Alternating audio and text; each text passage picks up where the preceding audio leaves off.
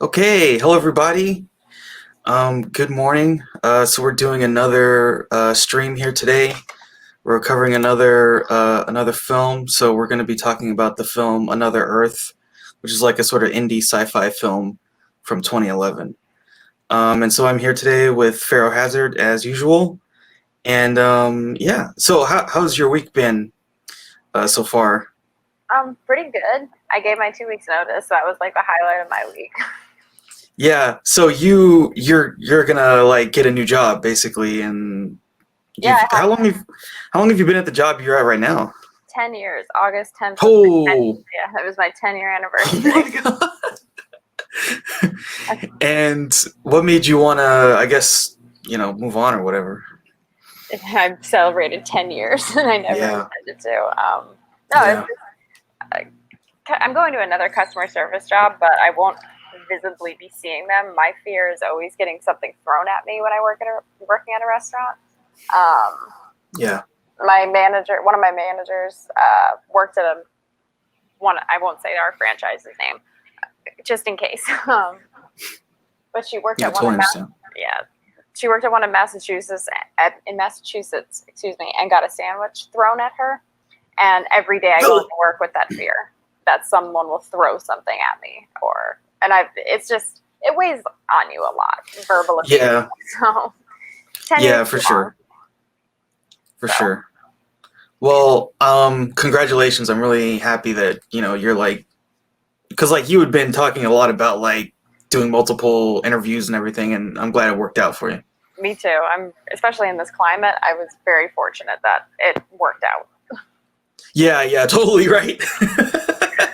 because Not it's the scary. Yeah, not the best job market, but there's still opportunities. Yeah, exactly. All right, so yeah, this film, Another Earth, sort of like an indie film, is really interesting. So the film starts off, and there's like uh, another Earth-like planet appears in our atmosphere, and there's like a gigantic mystery around why that happened, and it centers around this woman, Rhonda, Rhoda. Rhoda, yeah, Rhoda, and so she gets accepted into MIT, and so she's like really happy. So she goes to a party, and she kind of gets drunk. Um, and although I think the drinking isn't exactly why what happens. I think it was more of like I got the impression it was she didn't want to admit she was staring. Like Yeah. she's listening to the radio, Hmm. and the DJ is kind of like, if you look up in the sky, you can kind of see this blue dot, and which is interesting because Hmm. what was his name? He used to call Earth like that little blue dot. Yeah, yeah, Carl Sagan. Thank you. Carl Sagan used to Hmm. describe it as a little blue dot, so I thought that was Yeah. really a cute little throwback to him. But she's looking out the window, absentmindedly, not paying attention to the road. She Hmm. obviously had been drinking, but I just think she didn't want to admit I was staring, basically. Yes. Yeah, yeah. So she gets into an accident. She like hits another car, and in this car is like this other guy. I think what was his name, John. Hmm. And so it's him and his family. So it's him, his wife, and his like son. And you know, she runs into them, and they all get severe. The dad ends up in a coma, and the daughter, the son, and the wife end up dead. Yeah. And so because of this, so at the time she's like 17. So she gets sent to prison for 4 years, and she comes out of it, and she's like sort of trying to repair her life after that thing happened, because that totally derailed her, right? Yeah, she's pretty aimless at the beginning of it, which is Yes. understandable. I mean, Yeah, and really a lot of it is just like the trauma of this event. She, I mean, that's pretty terrible. Like getting in I don't know if you've ever been in a car accident, but like being in any car accident is bad enough, regardless of like if you're in an accident and then you like do so much harm to someone else, right? Like that could definitely ruin your life. So that is like, that trauma is affecting her. Yeah, I was So rear-ended once, and it scared yeah, the hell out of me. It happens so quickly. That's the thing too, and you're just like, yeah. what just happened to me, Yeah, basically. yeah, yeah. Yeah, I've been in a pretty bad accident. I was in one where I hydroplaned and went into ongoing traffic. That Oh my was, god, you hydroplaned? yeah, I That hydroplaned. It was, terrifies me. Oh my god. yeah. Well, yeah, what's crazy too is like, it's like, they people say like, oh, your life flashes before your eyes, but it really happens. It's like there's that moment and it's like 2 seconds, 3 seconds where you have no control over your fate. None. And it's just like, well, I'm in the hands of something beyond me, and what happens happens. So fortunately for me, I actually hit somebody head on. Like, Oh my yeah, god. yeah. And so fortunately for me, I survived that encounter. But I mean, speaking of the theme of this film, like there could be a world where I'm dead, or I was severely injured, or anything, or where I just missed the guy. Right? I didn't Yeah, hit exactly. somebody. I just drove into the side of the road or whatever. But yeah, but so for her, she did this thing, and at first she doesn't know what happened to them, right? Yeah. She doesn't know what happened to the people she hit. So then she investigates it, and she finds out that so the wife and the son died, and the other guy was in a coma for years, and he was a composer. Mm-hmm. But then he woke up from the coma, and but that's all she knows, right? Yeah. And so then she there's a lot of character stuff. So she gets a job as a janitor at a high school. She's doing that. She's she does this thing where she tries to freeze herself. She tries to commit suicide by freezing herself. Yeah, something Remember like that that. She scene? I think that's the first time she goes to his house, and she doesn't actually approach him yet, I think, but she's kind of just so ashamed that Yeah. she doesn't really want to live. Yeah. Which is pretty sad. The whole theme of the movie is pretty sad, actually. Yes. Um, I'd say so. but I think she eventually discovers that he's as aimless as she is, because Mhm. part of the coma took some of his memory as well. That's not why he doesn't know her, but he seems pretty aimless too, obviously. Yeah. Yeah. So there's a point in the film where she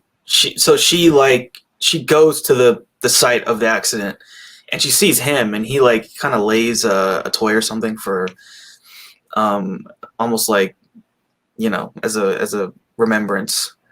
And then yeah, she goes to his house, and then one day she finally has the nerve to try to tell him what happened, but she ends up not being able to say it. So she knocks on the door, he opens the door, and she instead she says, "Oh well, I'll give you a free cleaning consultation," right?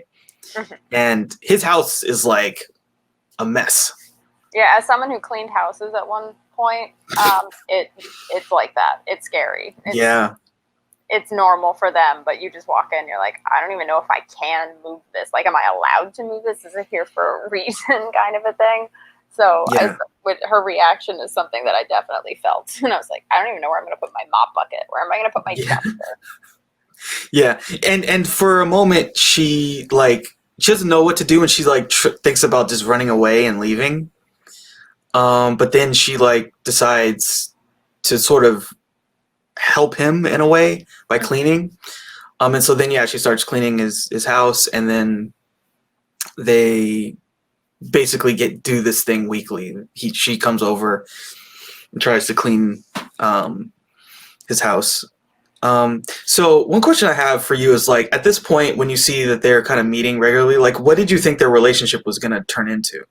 Oh, I definitely thought it was going to be something romantic. They're Yeah. two aimless, lost Yeah. people. She's trying to atone for what she did. It's something that I feel like I've seen before. Yeah. And because she's already interested in leaving this earth, they needed to give her a reason to stay or to want to stay. Mm-hmm. And, Mm-hmm. he became that reason for her to want to stay. But I don't know, even in real life, because it is portrayed, I feel like, appropriately in the movie, that what she did isn't he can't ever really forgive her, no matter how much she actually atones, because even if his wife and son are alive in that other world, that means he's probably alive and well in that other world. Yeah. So like how would that work, right? Exactly. It gives him a new start, but I don't know. Yeah, it does. It doesn't. That's another thing too. I always think about, like, what is the just way of resolving issues like that, like when someone dies, or because the only real just thing would be to bring the person back, but we can't do that as humans. We can't bring back the dead. Exactly. So she tries to do that, and the only way she can is like, you can go to another place. You can go to this other Earth where they are alive. You can't. Maybe you don't know if you can be with them. We don't, because they say towards the end of the movie, she's watching the TV, and that scientist is kind of theorizing. Well, I think once the two Earths became aware of one another, the synchronicity broke. So maybe there's a reality where he died and his wife and son are alive. Yeah. Like it would be the reverse. You just don't know until you try. So I think that's what she's giving him, is the opportunity to at least see. You can always come back. So. Yeah. So, and then, later in the film, they make contact with Earth 2, and there's like the scene where this woman from SETI contacts herself. That's actually one of my favorite scenes in the movie. Yeah. From Earth 2. We're getting feedback. But it's not. Yeah, it's not. I got chills watching that scene. Yeah, that was really good.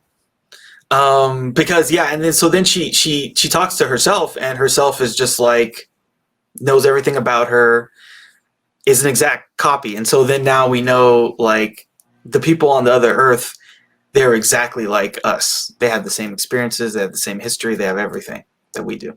Exactly. And so earlier in the film, there was like, they're running this contest to see who can go to Earth 2. And which would totally happen in real life. that would so happen. Yeah, it's like an essay writing contest. Yep.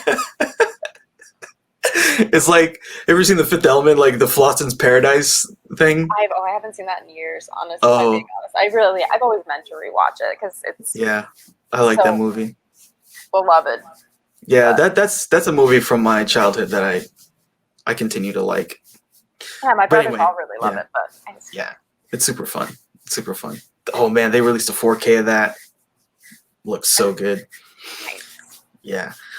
So she, like, at some point she entered. Again, we know that she's gonna win, right?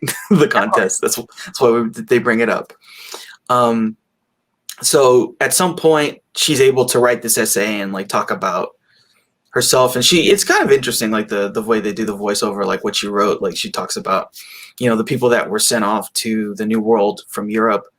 They were not,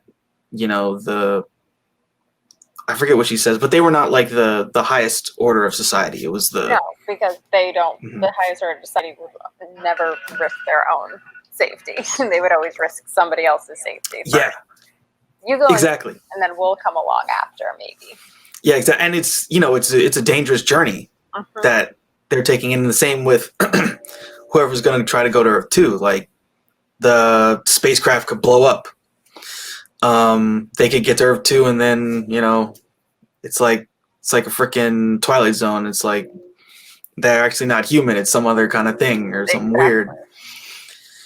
So and so she writes about, like, hey, me as a convicted felon, like, this is like a perfect situation for me to go, because I connect with the people who went to the New World in the past and blah blah blah. So I really like that kind of stuff. I thought that was interesting perspective. And so then later on, like, again, their relationship is brewing, and they get into this conversation about whether or not it's a good idea for Rhoda to go to Earth 2, and he's like against it, and he's sort of like, we're building something here, and I don't want us to lose that. And then there was a scene I really liked, like, so John brings Rhoda to a concert hall, and he plays like the musical Saw for her. Did you like that scene? I did. I thought it was really cool. I really liked the sound that came from it. I've never heard that before. Yeah. And it sounds like space would sound like. I know that sounds weird, but it's very alien. It's very otherworldly. It's not a harmonic I've heard before. Um, yeah, I thought it was really sweet. I thought it was nice because he's already a very vulnerable person, but now he's Yeah. like showing her like different sides of himself as well, and it just further makes her be like, oh, he's so cute and nice, and I really destroyed his life, and I really want to like him. Yeah. But it's a lot of conflicting emotions where she's like, I Mhm. really shouldn't be falling in love with this person. It's not a good idea. Yeah, and it kind of makes her feel like she can fix this thing, like that they could really have something together where it could work. Yeah. And she could, have closure by helping resolve the things that have happened to him. But then in the next scene, we kind of see that, they have sex, but then John says basically he's still vengeful for the person who killed his family, and he doesn't know who it is because the person was a minor. Yeah. And he's still looking for the person who's the driver of the car. So that kind of messes Rhoda. Yeah, that shatters the dream a little bit. Mm-hmm. She's like, yeah, it's never gonna happen. So she wins the contest, becomes a celebrity. Her family's like kind of freaked out and everything, and they're like, oh, we have to discuss this. The family, what did you think of her family? They seem kind of... I feel like the parents weren't given enough screen time for me to really make a appropriate judgment. I would probably be kind of freaked out too, only because I just got my daughter back. She's an ex-con. She's just tried to kill herself, and now she's trying to go to space. I know I don't have kids, but I feel like I'd be kind of concerned because clearly she kind of has a death wish at the beginning of the movie. Yeah. But there's not really... Her brother's a younger brother. As someone who has 4 brothers, he's averagely portrayed as a sibling. I think the actor played her brother was really familiar. I cannot place Brit. Yeah. He's been in a lot of stuff. So he was in Gotham. He was in Gotham, and he played Penguin or something. Penguin. Yeah, he was Penguin in Gotham. He's been in a couple other things. He was in this movie Accepted. I don't know if you've ever seen that. I've not. Yeah, not a good movie, but but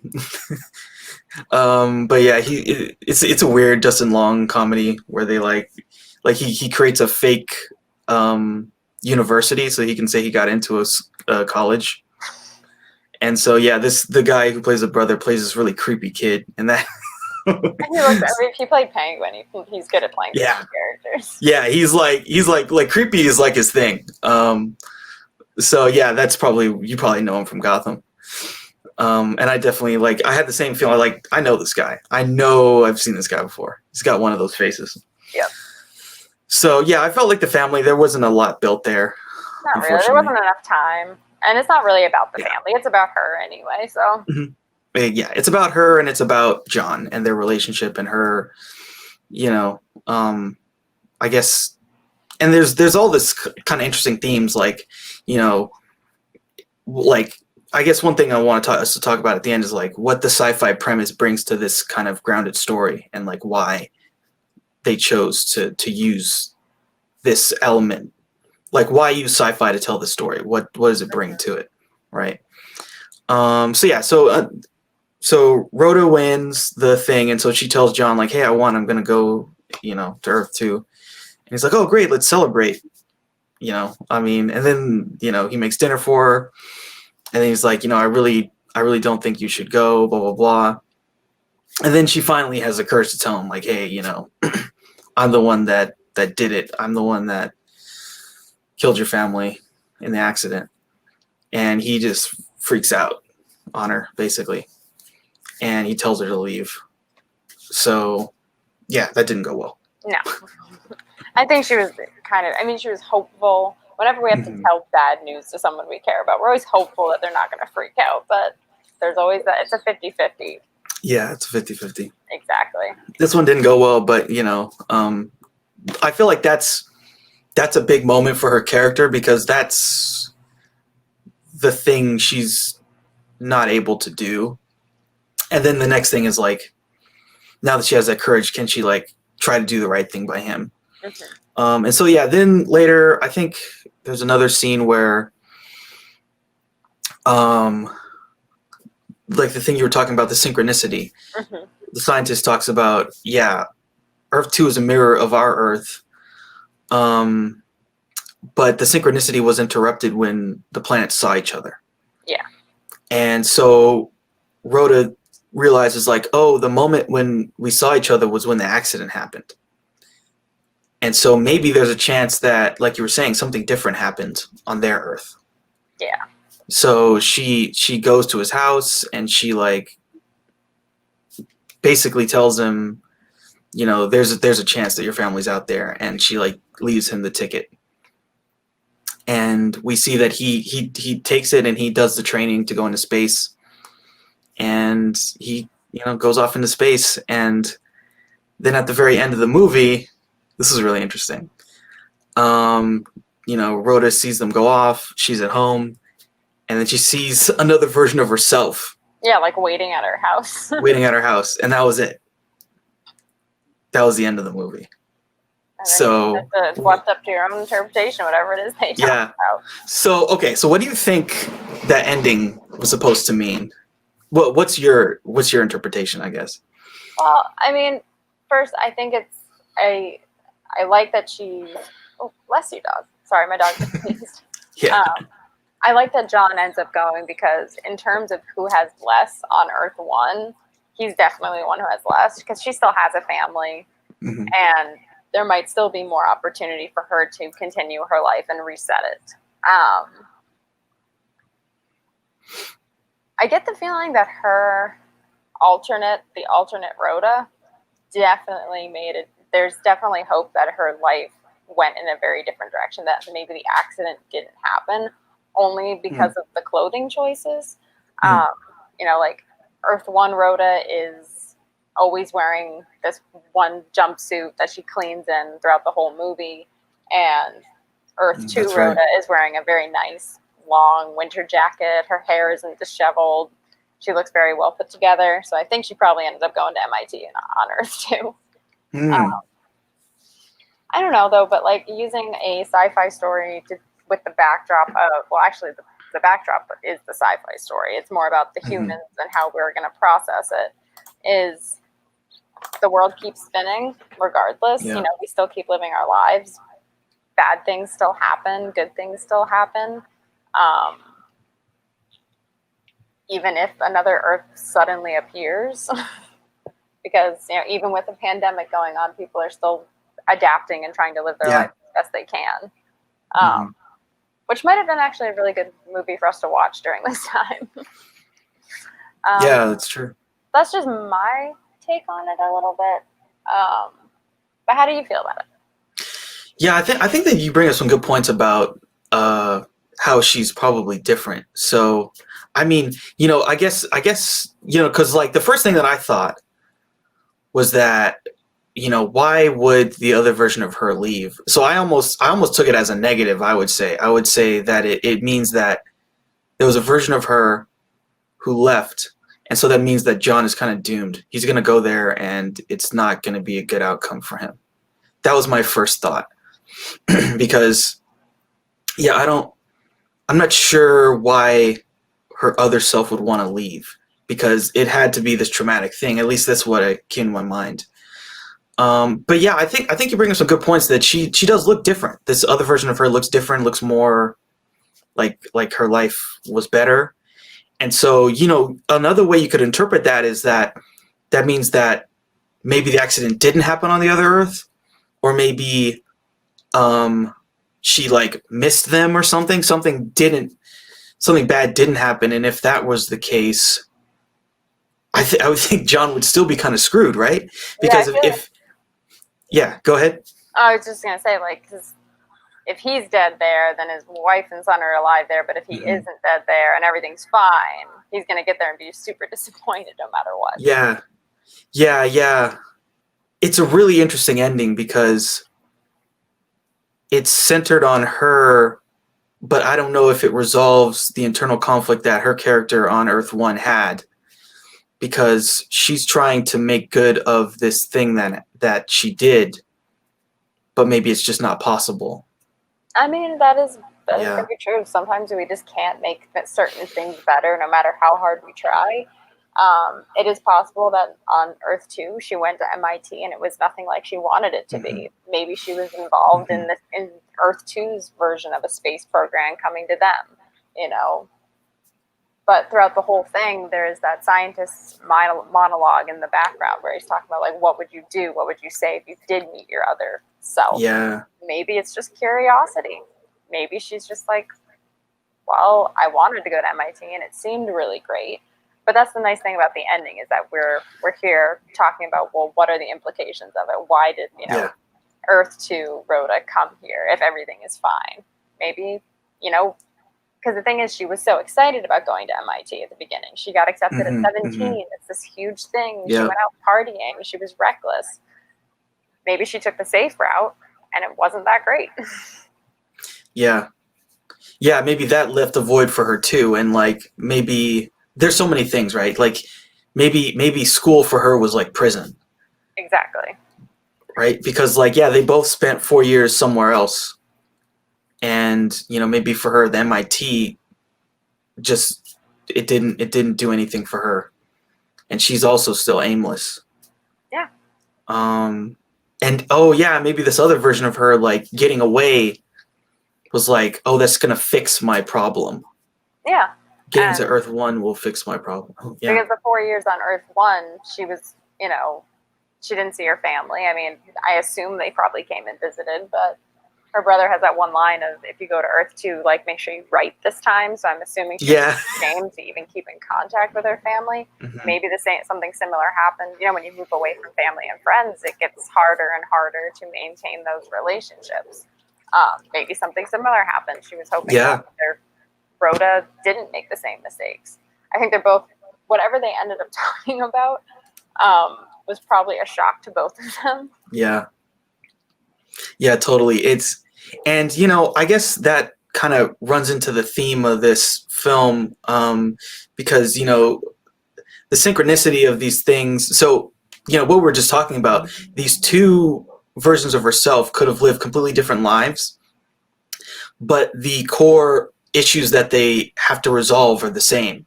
So even if Rhoda didn't, get into this accident and ruin this guy's life, she would still have that void, even if she went to college.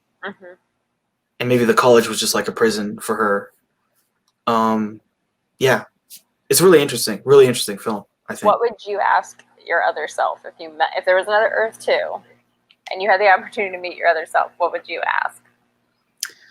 I think that I would probably, I would want to see if there were certain moments in my life that maybe I made a different decision that put me on a different path, maybe. Because, like, in life, like, there's these moments that you kind of realize are kind of important. Yeah. Where it's like a turning point, and where, you if you go one way or the other, something else could happen, maybe. And so that's probably the conversation I'd want to have. Like, oh, like when you went to college, did this happen too? Did you do this? Did you meet this person? Did you talk to this person? Did you, yeah. And you go left and you should have gone right. Yeah. Or, it's kind of interesting in life, like how you realize the sum of what you've done has an effect on you. Like, and the effect it has on everyone else too. Like, that's why there's so many movies about, like, there's like 4 different storylines going on, and it's all actually connected to one another. Like Crash. I know a lot of people have mixed feelings about that movie, but that's one of the reasons why I like it, is the connection between everything. I once broke down on the side of the road in a town almost an hour away from where I worked with a certain coworker. I broke down. This woman pulled over, helped my friend and I to a gas station. And then I posted something about it on Facebook. I was like, this woman, I didn't get her last name, but she was super nice and helpful. Turns out one of my coworkers is best friends with that one random stranger who pulled off to the side of the road and helped me. Yeah. And it blew my mind. I couldn't believe it. the Yeah. that it like I'm all this time and miles away from where I started, and yet I'm still connected in some way. Yeah, yeah. I mean, definitely. There's you know, like the thread of human connection is really kind of deep, and you know, like you'd be surprised like how far out human beings can stretch. Like you could probably like what's the 8 degrees of separation kind of thing. Yeah. You could probably find just about anyone 8 degrees from yourself, which is crazy if you think about it. It is. It's really weird. Okay. Yeah, I think we. So, what were your feelings about the film? Would you say it was positive, negative? What would you say? I think the overall message was trying to be positive, but again, if you really think about it too long, John's screwed, and yeah, John's screwed. She's less aimless, however, because we're supposed to care about Rhoda. Yeah. She's less aimless by the end of it because I think she can sleep a little bit better at night knowing she at least tried her best to atone for what she did for something that is he described as unforgivable, which in my opinion it is. And yeah, I think she's a little bit better off at the end of the movie than she was when she started. But I liked it. It wasn't my favorite, but I liked the human element of it. Because that's not an easy thing that any of us, I think, ever want to be involved in. Yeah, no, it's rough. It can be rough. So what would you give this for a rating? Probably a 6.5. Yeah. Close to a 7. Like, meeting in the middle a little bit. Yeah, I would say I'll give this an 8. It really kind of worked for me. I like these kind of films. It reminded me, have you ever seen the movie Primer? I don't know. I have not. Yeah. There was this kind of movement of films. Primer's from like 2004, so that was, I think, so it was like kind of predates it. But there was this like really scaled down, low key, a lot of like handheld camera, very simple plot, character driven stuff. And this really for me fits in with that movement, and I really appreciate what they tried to do. Oh, yeah. So like, yeah, for me, I'd say this film works. I think it's really kind of thought-provoking too. Like, yeah, it's definitely made me think about different things too. Yeah, it definitely like, I thought about it after the ending. I was like, whoa, what does this mean? What does it mean in the film? What does it mean like beyond the film? Yeah. No, I liked that they didn't get too bogged down with the sciencey stuff of it too. Like, what are the scientific, ramifications of another Earth in our atmosphere sharing our moon now? Is that what's going to affect all of that stuff? Because because our characters aren't scientists and stuff like that. They're average, normal people.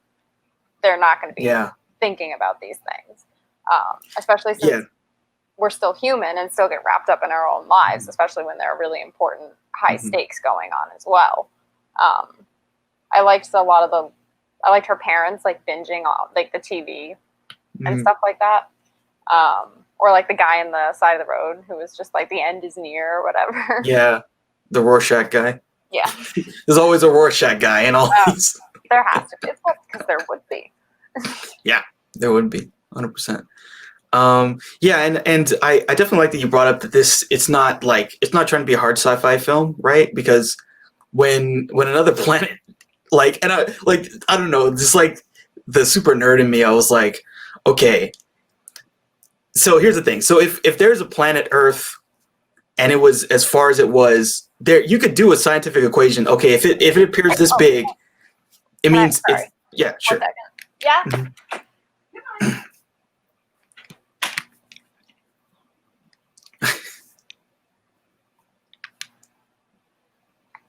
Sorry, go back. Sorry, what were you saying? Yeah. So if we saw another Earth like ours that was that big, you'd be able to do the science on, okay, how far does that mean that Earth is from our Earth, and that would have a gravitational effect, and it would probably change our how our Earth spins around the sun, which could change everything. It might even change like the number of hours in the day. blah blah blah. But like that's like a whole nother thing, right? There was people off camera worrying about that. Yeah. I was like, that's pretty close. Like that's closer than the moon right now. Yeah, and, yeah. The moon's is already far away, but it looks very close, you know. Yeah. But like, this is pretty close to us. Like, yeah. I kept wondering, like, are they going to crash into each other at some point? Like, because it keeps getting closer. Yeah, yeah, it does. It does. It's like going to merge at some point. Yeah, exactly. But yeah, I'm glad they didn't get like. Because once you start getting, I feel like you can write yourself into a corner very easily with stuff like that, and it just stayed focused on the characters we're meant to care about, and I appreciate that about it. Yeah, I feel like this film thematically, what it was trying to use the sci-fi element to do is like talk about how can we get away from those moments in our life that are, you know, where something happens that we feel like is out of our control and it really powerfully negatively or positively affects us. Yeah, because we have like, hope that we can, but it's not like you can erase your memory and restart or anything like that. You have to kind of restart you have to restart with the lessons you learned from all of those experiences. Yeah. Which makes you a whole new person entirely. Oh.